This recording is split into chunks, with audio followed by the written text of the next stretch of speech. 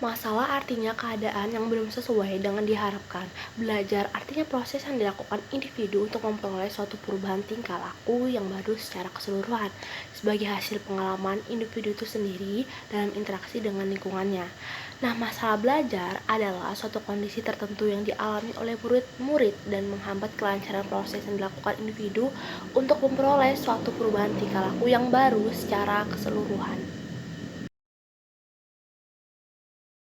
Jenis-jenis masalah belajar dapat dikelompokkan sebagai berikut. Yang pertama, keterlambatan akademik. Yang kedua, kecepatan dalam belajar. Yang ketiga, sangat lambat dalam belajar. Yang keempat, kurang motivasi belajar. Yang kelima, bersikap dengan kebiasaan buruk dalam belajar.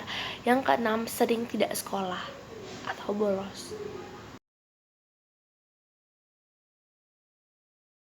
Faktor penyebab munculnya masalah dalam belajar. Yang pertama, faktor bersumber dari diri pribadi atau internal. Faktor bersumber dari pribadi sendiri itu yang pertama ada faktor psikologis yang berupa inteligensi, yang kedua bakat, yang ketiga motivasi. Faktor geologis ini berupa gangguan-gangguan fisik, dapat berupa gangguan pada alat-alat penglihatan dan pendengaran yang dapat menimbulkan kesulitan belajar. Yang kedua, itu faktor eksternal. Faktor eksternal ini berupa faktor lingkungan sekolah yang berupa metode mengajarnya yang kurang baik atau tidak sesuai dan tidak dimengerti. Yang kedua, hubungan guru dengan guru, guru dengan siswa, dan siswa dengan siswa. Yang ketiga, sarana dan prasarana.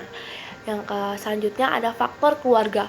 Faktor keluarga ini berupa keadaan ekonomi keluarga, yaitu yang kedua ada hubungan antar sesama anggota keluarga, yang ketiga tuntutan dari orang tuanya.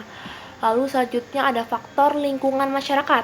Faktor ini bersumber dari lingkungan masyarakat yang dapat menimbulkan kesulitan belajar, seperti media cetaknya yang kurang, terus komik, buku-buku, pornografi, media elektronik, TV, VCD, video, PlayStation, dan sebagainya. Selanjutnya, penyebab munculnya masalah dalam pembelajaran.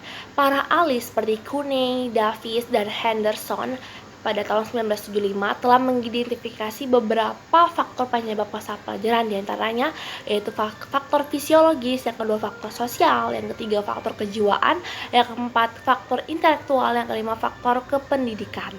Nah, selanjutnya masalah-masalah yang muncul dalam pembelajaran dapat dibedakan faktornya, ya seperti dari segi guru, segi peserta didik, kurikulum, orang tua, pemerintah, maupun lingkungannya.